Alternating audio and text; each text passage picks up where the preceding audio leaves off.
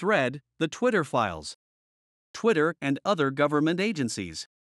After weeks of Twitter files reports detailing close coordination between the FBI and Twitter in moderating social media content, the Bureau issued a statement Wednesday. It didn't refute allegations. Instead, it decried conspiracy theorists publishing misinformation, whose sole aim is to discredit the agency. They must think us unambitious if our sole aim is to discredit the FBI. After all, a whole range of government agencies discredit themselves in the hashtag Twitter files. Why stop with one? The files show the FBI acting as doorman to a vast program of social media surveillance and censorship, encompassing agencies across the federal government, from the State Department to the Pentagon to the CIA. The operation is far bigger than the reported 80 members of the Foreign Influence Task Force, FITF, which also facilitates requests from a wide array of smaller actors, from local cops to media to state governments. Twitter had so much contact with so many agencies that executives lost track. Is today the DoD and tomorrow the FBI? Is it the weekly call or the monthly meeting? It was dizzying. A chief end result was that thousands of official reports flowed to Twitter from all over, through the FITF and the FBI's San Francisco field office.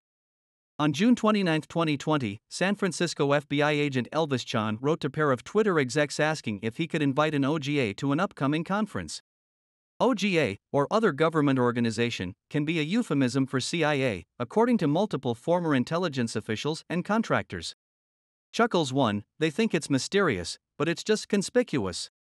Other government agency, the place where I worked for 27 years, says retired CIA officer Ray McGovern. It was an open secret at Twitter that one of its executives was ex-CIA, which is why Chan referred to that executive's former employer. The first Twitter executive abandoned any pretense to stealth and emailed that the employee used to work for the CIA, so that is Elvis's question. Senior legal executive Stacia Cardill, whose alertness stood out among Twitter leaders, replied, "I know, and I thought my silence was understood." Cardill then passes on conference details to recently hired ex-FBI lawyer Jim Baker. "I invited the FBI and the CIA virtually will attend too," Cardill says to Baker, adding pointedly, "No need for you to attend." The government was in constant contact not just with Twitter but with virtually every major tech firm. These included Facebook, Microsoft, Verizon, Reddit, even Pinterest, and many others. Industry players also held regular meetings without government. One of the most common forums was a regular meeting of the Multi-Agency Foreign Influence Task Force, FITF, attended by spates of executives, FBI personnel, and, nearly always, one or two attendees marked OGA. The FITF meeting agendas virtually always included, at or near the beginning, an OGA briefing, usually about foreign matters. Hold that thought. Despite its official remit being foreign influence, the FITF and the SF-FBI office became conduit for mountains of domestic moderation requests, from state governments, even local police. Many requests arrived via Teleporter, a one-way platform in which many communications were timed to vanish. Especially as the election approached in 2020, the FITF/FBI overwhelmed Twitter with requests, sending lists of hundreds of problem accounts. Email after email came from the San Francisco office heading into the election, often adorned with an Excel attachment. There were so many government requests, Twitter employees had to improvise a system for prioritizing/triaging them. The FBI was clearly tailoring searches to Twitter's policies. FBI complaints were almost always depicted somewhere as a possible terms of service violation, even in the subject line. Twitter executives noticed the FBI appeared to be assigning personnel to look for Twitter violations. They have some folks in the Baltimore field office and at HQ that are just doing keyword searches for violations. "This is probably the 10th request I have dealt with in the last 5 days," remarked Cardill. Even ex-FBI lawyer Jim Baker agreed, "Odd that they are searching for violations of our policies." The New York FBI office even sent requests for the user IDs and handles of a long list of accounts named in a Daily Beast article. Senior executives say they are supportive and completely comfortable doing so. It seemed to strike no one as strange that a foreign influence task force was forwarding thousands of mostly domestic reports, along with the DHS, about the fringiest material. Foreign meddling had been the ostensible justification for expanded moderation since platforms like Twitter were dragged to the Hill by the Senate in 2017. Yet behind the scenes, Twitter executives struggled against government claims of foreign interference supposedly occurring on their platform and others. The hashtag Twitter files show execs under constant pressure to validate theories of foreign influence and unable to find evidence for key assertions. Found no links to Russia, says one analyst, but suggests he could brainstorm to find a stronger connection.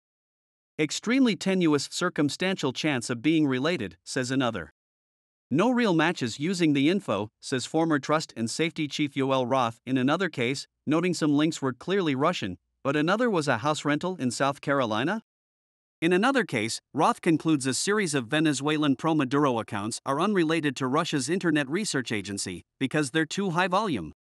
The Venezuelans were extremely high-volume tweeters, pretty uncharacteristic of a lot of the other IRA activity, Roth says. In a key email, news that the State Department was making a wobbly public assertion of Russian influence led an exec, the same one with the OGA past, to make a damning admission. Due to a lack of technical evidence on our end, I generally left it be, waiting for more evidence, he says. Our window on that is closing, given that government partners are becoming more aggressive on attribution. Translation: more aggressive government partners had closed Twitter's window of independence.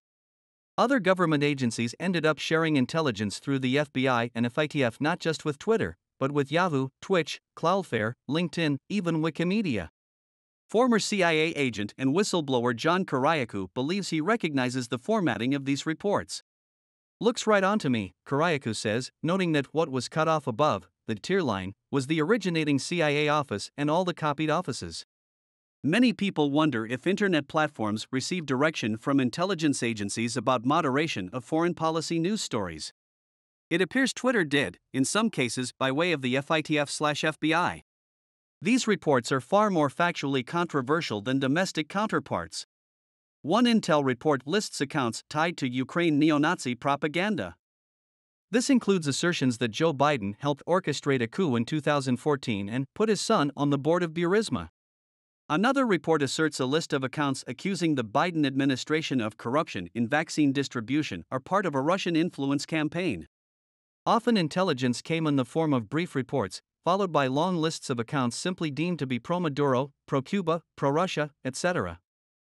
This one batch had over 1,000 accounts marked for digital execution. One report says a site documenting purported rights abuses committed by Ukrainians is directed by Russian agents. Intel about the shady origin of these accounts might be true. But so might at least some of the information in them about neo-Nazis, rights abuses in Donbass, even about our own government. Should we block such material? This is a difficult speech dilemma.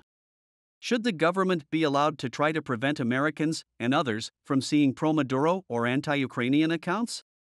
Often intel reports are just long lists of newspapers, tweets, or YouTube videos guilty of anti-Ukraine narratives. Sometimes, not always, Twitter and YouTube blocked the accounts. But now we know for sure what Roth meant by the Bureau, and by extension the IC. The line between misinformation and distorting propaganda is thin. Are we comfortable with so many companies receiving so many reports from a more aggressive government? The CIA has yet to comment on the nature of its relationship to tech companies like Twitter. Twitter had no input into anything I did or wrote. The searches were carried out by third parties, so what I saw could be limited. Watch Bari Weiss, Michael Schellenberger, Lee Fong, and This Space for more on issues ranging from COVID-19 to Twitter's relationship to Congress and more.